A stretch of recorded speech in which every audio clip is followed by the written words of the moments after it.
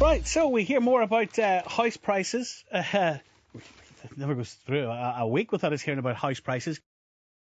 House prices have dropped by 3.9% across the UK over the past year. The number of sales agreed by agents rose by 10.6% in June. Here in Northern Ireland, they've fallen more than anywhere else in the UK. What on earth is going on, and how much further have they got to drop? If you've been trying to sell your house, maybe you can let us know how long it is on the market. 08459 555 678. The economist Jonathan Davis with us this morning. Jonathan, morning to you. Morning, Stephen. Well, when is this going to bottom out? Surely it's got to be close now. Yeah. Well, I heard the exact same kind of question month after month, year after year in the early 1990s. It'll bottom out when it bottoms out. What I mean by that is the economics don't allow for a bottoming out yet. We see public sector cuts, although they're not as drastic as people make out.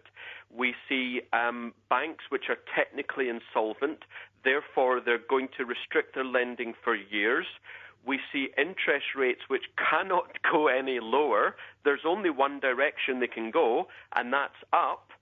And although employment appears to have picked up recently, actually it's only part-time employment and MIC jobs which have been taken on. So, no, the economies do not allow for a bottoming out for the foreseeable future. Yeah, but come on, Jonathan. Prices have fallen so much. We're looking at 40-odd% now. That, for people that paid at the very top of the market, the bottom line is they can't afford to let it go any cheaper. There's nothing they can do about it. When you say they, do you mean like the politicians? No, I mean if you're sitting on a mortgage of £200,000 or £300,000, you can't afford to sell your house if you're going to have a shortfall of £100,000. Where do you get the money from?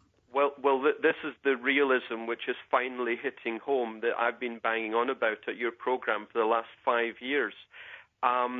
People paid ridiculous amounts of money with borrowed funds, some borrowing 100% of the apparent value of the property. Of course, it wasn't the value, it was the price. Price is not the same as value. I'm sorry, there are winners and losers in economics, and those who bought at the top of the market, or even those who bought from really in Northern Ireland from 2005 to 2007, who, frankly, I was told all the time, they are winners, and I was saying, well, they may be in the very short term, but medium to long term, they're going to be losers. They need to wake up. Well, the reality is they're going to be hit hard because they didn't wake up until it was too late. The average price of a house in 2007 here in Northern Ireland was £240,000. At the beginning of this year, that was down to an average of £150,000, and it's gone even lower since then. And I would have thought that given that the average price at the top, 240, which actually was higher than England and Wales and Scotland, that in itself should have told people that there was something not right, because the average earnings in Northern Ireland were nowhere near as high as in Britain.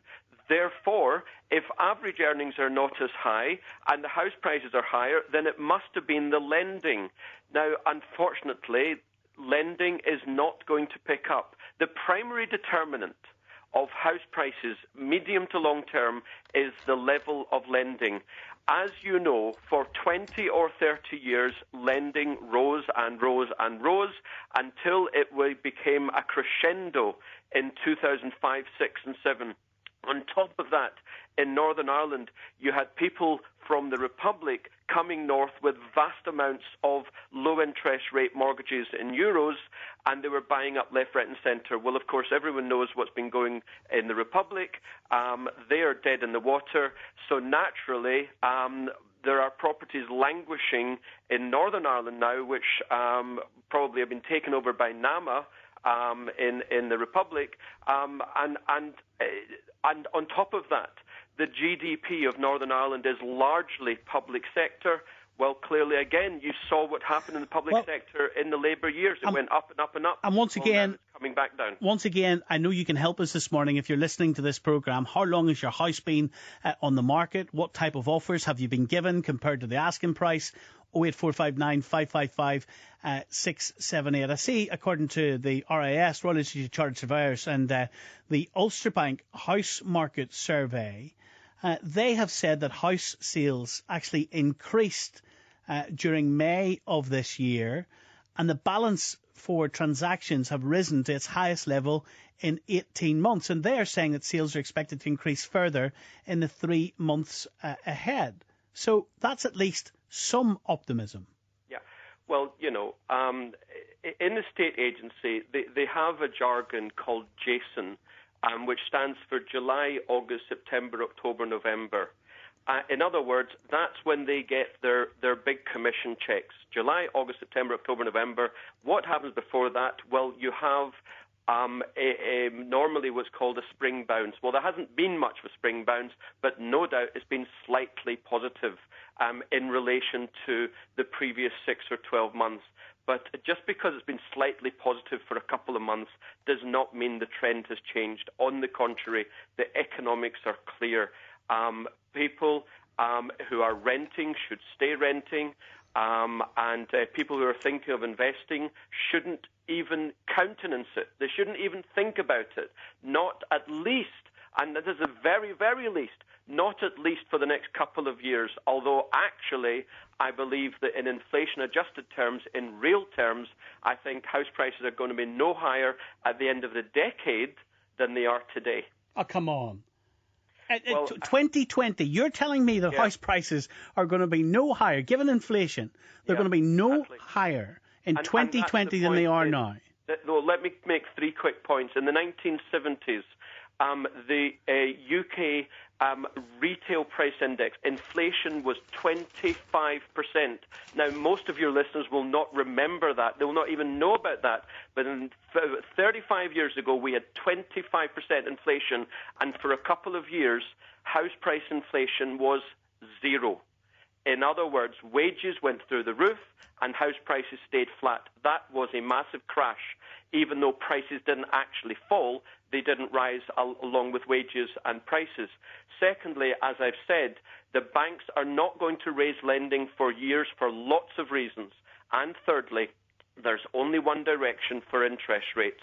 And as we know, inflation is rising. It's 5% now. The Bank of England have lost the plot. They have lost all credibility as far as I'm concerned. But hold on a second.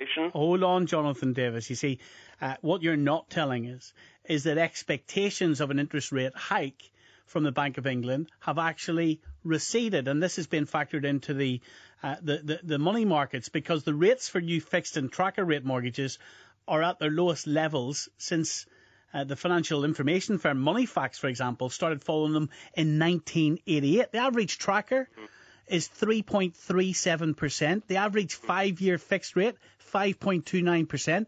Those aren't bad rates. It's good rates. Indeed, they're not. And on a monthly basis, there's no doubt that paying a mortgage is somewhat competitive at the moment with regards to paying rent. But people forget it's all very well. You might save £50 or £100 a month, whatever it is, on that basis. But if you lose tens of thousands of pounds or even hundreds of thousands of pounds on the capital value of your property, then believe me, you're a big loser long term. No, interest rates long term are going to rise if they continue to print money, which I suspect they're going to do prior to the next election. So I believe that globally we'll see much higher interest rates. And let me finish, and there's no question that if globally rates rise, then the UK will definitely be at the forefront. I wonder if anyone listening to this programme today have had their house on the market. I'm sure they have for more than a year or so. 08459 555 678. And just when we're talking about interest rates, isn't it interesting that the base rate is sitting at 0.5%, and yet I was reading over the weekend many people saying that actually the amount of interest they've been charged by their bank has gone up. Because what are the banks doing? The banks are increasing their margin in order to make more profit.